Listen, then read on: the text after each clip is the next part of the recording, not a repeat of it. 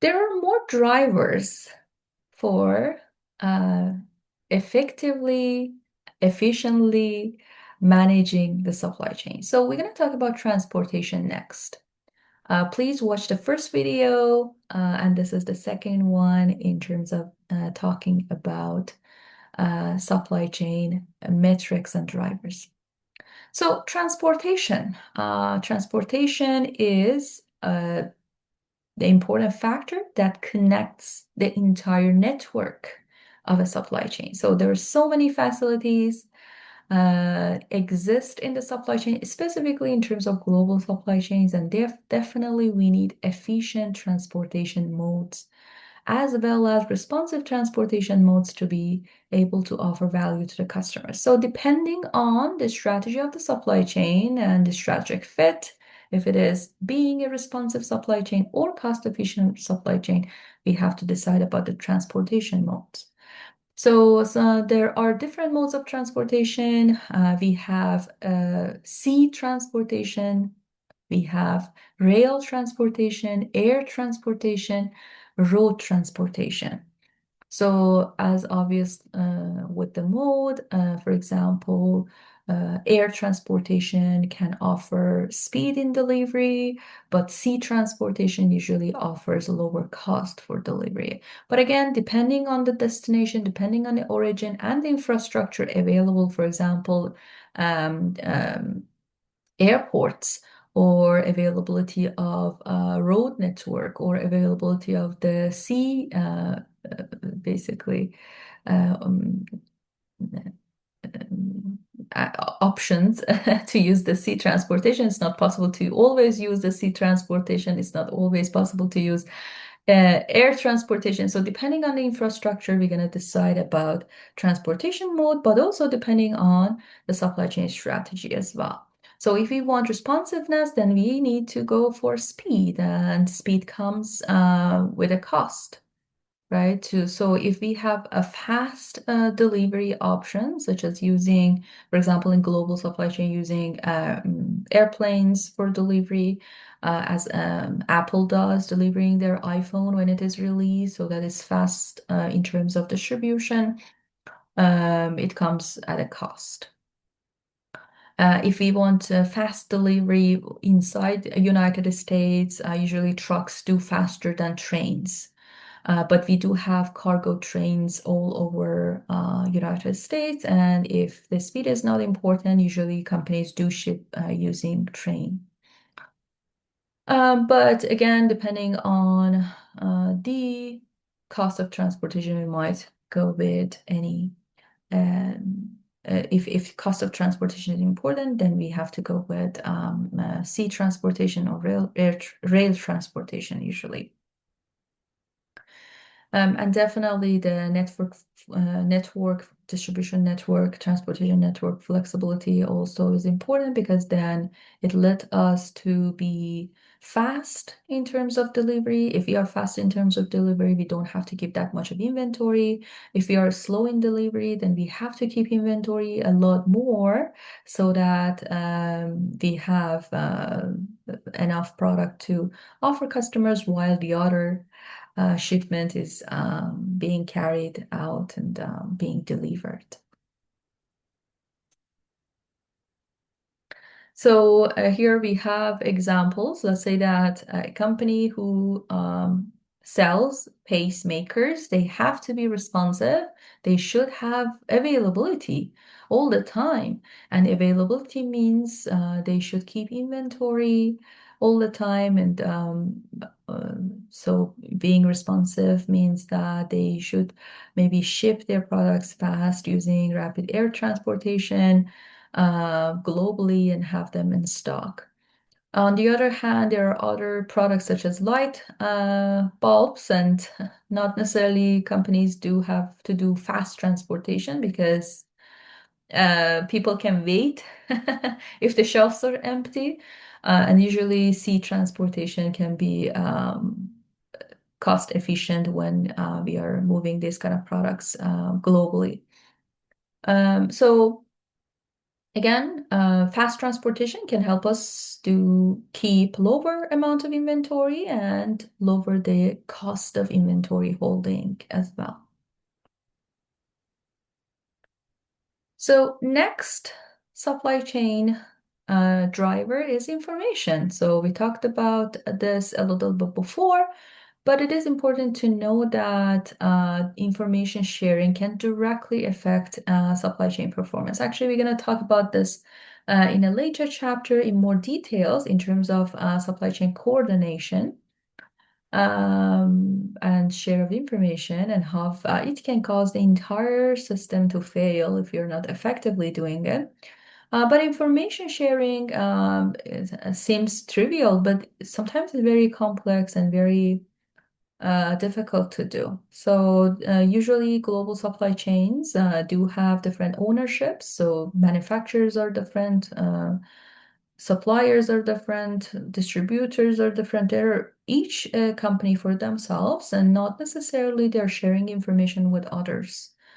Sometimes these informations are intellectual property. Sometimes this information that is not being shared because lack of infrastructure or lack of effective communication, lack of information sharing channels.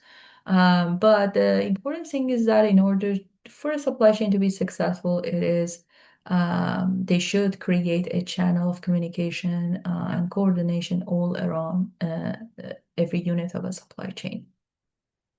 So what does information sharing do? If we share information effectively, then we can increase responsiveness. For example, let's say that demand fluctuates all the time in the market. If it is possible to share that information with the distributor, with the warehouse, with the manufacturer, then we can quickly adapt to the market.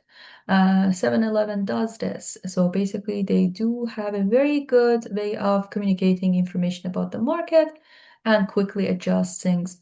So what happens is if it's a rainy day and or it is forecasted to be rainy tomorrow, so they don't have umbrellas in their convenience store, they communicate this information quickly and or if they see increase in demand, people are coming and purchasing umbrellas. Hey, we need more.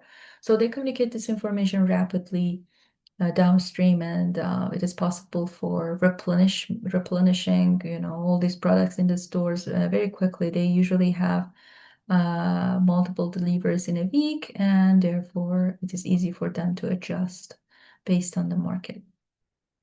And obviously, this gives a competitive edge to the businesses leveraging information because, again, share of information can be helpful in being more flexible in the market.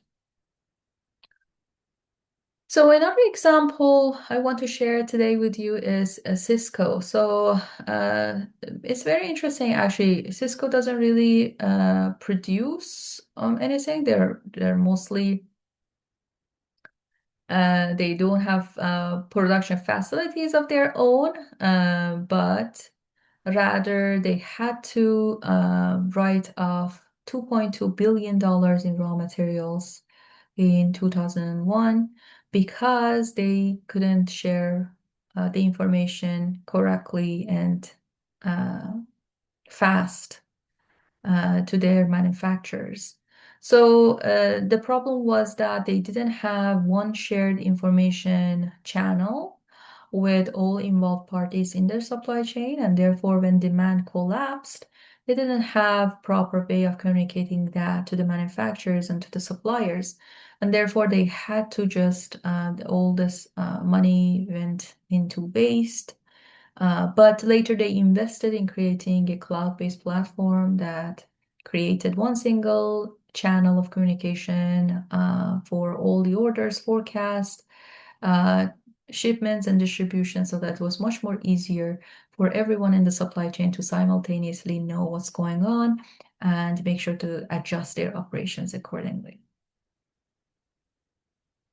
Next, we're going to talk about sourcing. As I mentioned, sourcing is an important decision that needs to be made by any supply chain. And every single piece of the supply chain might be outsourced or stay in-house.